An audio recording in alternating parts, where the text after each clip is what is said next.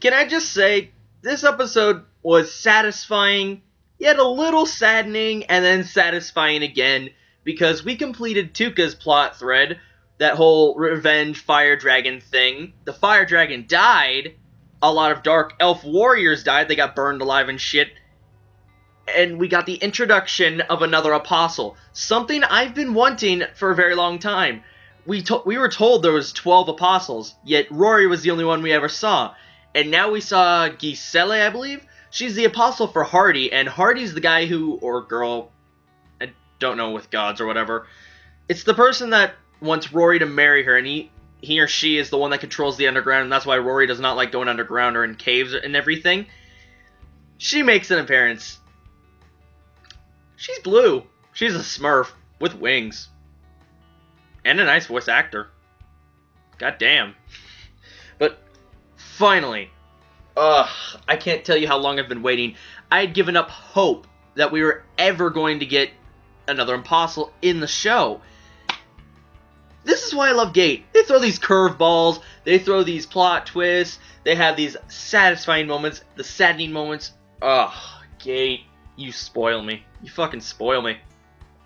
Okay, let me just talk about the first half of the episode. Actually, 3/4 of the episode. It was primarily just fighting the fire dragon. At the end of last episode, I assumed it was only hovering, but apparently it flew off after they shot the rocket launcher or whatever at it. So they had time to relax in the canyon, and what they did was, they ate, they slept, they prepared all their stuff, and fuck bows and arrows, they gave the Dark Elf warriors rocket launchers! And Itami taught them how to use it. Thank God the fire dragon was their primary enemy, or otherwise they might have used it on Itami, like, just turn on him. But even if he taught him how to use it, it didn't make much of a difference in the long run. Like, it did damage the fire dragon, but a lot of them died or caused problems for the others because they forgot and panicked when they were using it because the fire dragon scared the shit out of them.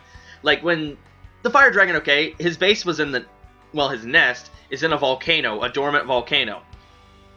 And they were preparing C4. He taught me how to prep C4 and everything, and they buried it so when the dragon landed, they could just set it off and everything. And while they were doing that, Rory was, of course, outside and all that, patrolling. She had the headset, but the rock was blocking the signal, so they didn't know the fire dragon was on the way. And they got terrified when they looked up and the fire dragon was just hovering in there. So some of them immediately pulled out the rocket launcher, didn't look behind them because you're supposed to make sure there's no one behind you when you fire, because it sends out like a burst of air that could send you backwards and everything. They didn't even pull out the probe and the tip of the rocket and everything. So they started firing randomly and panicked and all that. And it kind of went to shit. All of them except Yao died. And for a moment, I thought she got set on fire. So I'm like, did she fucking die? No, she did not. And I still have not completely forgiven her what she did to Tuka. But I wouldn't mind it if she stuck around. Hopefully she does. Like, I hope she's just not a character that appears in, like, episode 12 and then just leaves after this and we never see her again. So, as things went to shit and everything, they started firing the rocket launchers and all that. And Itami, he was like, he got knocked out for a little bit. And surprisingly enough, he was miraculously uninjured. And we come to find out the reason for that is because the contract he formed with Rory, she took his wounds. So anytime he gets injured, Rory gets injured instead because she is basically immortal. She can heal. We were shown that way back in at least season 1 when she got bullets in there and their body pushed out the bullets and healed that. So she was extremely weak when they came out. They had managed to kill the fire dragon because one of the rockets with the probe pulled out and everything, hit the tail, and it lost its sense of balance so it couldn't fly out of there. And then there was a bunch of magic swords in there from previous adventures and people who tried to challenge the fire dragon and kill it. So Lele, oh my god, her face was terrifying. We've seen Lele, who is either expressionless or just some form of surprise, even enjoyment. She kind of had like an evil smile on her when she found out if she increases the speed of the magic swords, when she lifts them up with her magic and shoots them at the dragon, it can pierce the skin. And there was at least 100 magic swords just all over there. She lifted them all up with her magic and sent them at the fire dragon, and it went in him. Oh my god. She even goes, "Die, you reptilian piece of shit." Lele, I would have never expected her to say that.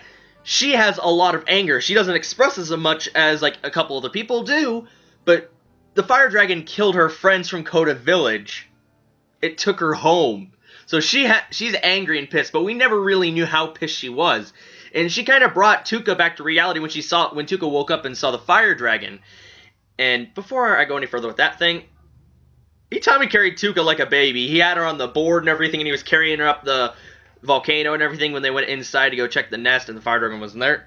That was kind of funny. I laughed harder than I should have. But, oh my god. And Tuka, because Itami and Yao were rushing back to get inside the cave and leave the volcano, because the fire dragon was just wrecking them, Tuka freaked out and used some magic. She caused a lightning storm, and since the swords were still in the dragon, they conducted the electricity in the fire dragon. Oh my god. The sword shot out and everything, but he was electrocuted, he couldn't fly, he lost his arm, he lost his eye, he was taking a fucking beating. And then, of course, the C4 line had been cut, so Itami couldn't detonate it, so he had to scoop up and find where the piece had been, like, there. So he clipped the wire and he set it all up, and a sword flew right next to the wire and got electrocuted, and it set off, and the C4 exploded, and it fucking killed the fire dragon. Finally. That was a satisfying death for the fire dragon. And honestly, I thought the explosions and everything would have set off the volcano, but instead it just caused kind of like a little bit of a collapse inside the dormant volcano. So, that's good. I just kind of would have liked to see a volcano eruption. It probably would have killed people, but I would have liked it. So when they rush out, Rory's all bloody and everything because she took Itami's wounds. Lele's exhausted.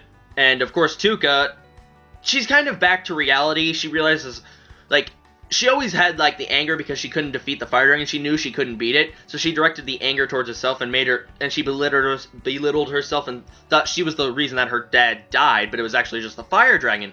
So with the fire dragon dead, she's brought back to reality, and then we come to find out Giselle, the Apostle of Hardy, wants to take Rory so she can go marry, so Rory can basically go become Hardy's bride.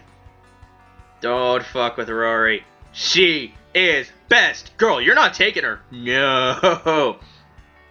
And honestly, I just love it when they were telling her that Giselle, that the fire dragon had been killed, because she had 2 dragon hatchlings. Lily had made the comment that there was eggshells. So there was 2 dragons. Well, 2 dragon hatchlings, baby dragons and everything. And Giselle, she had woken up the fire dragon 50 years earlier, so that which caused it to go and hunt and everything. So it killed Tuka's family, it killed Yao's family and all that, and it started wiping out villages and all that. So she woke it up 50 years earlier, bred it, and then took its babies and trained them to obey her. Those babies were short-lived because the SDF, they moved out and everything, and they bombarded the fuck out of those baby dragons. Oh my god.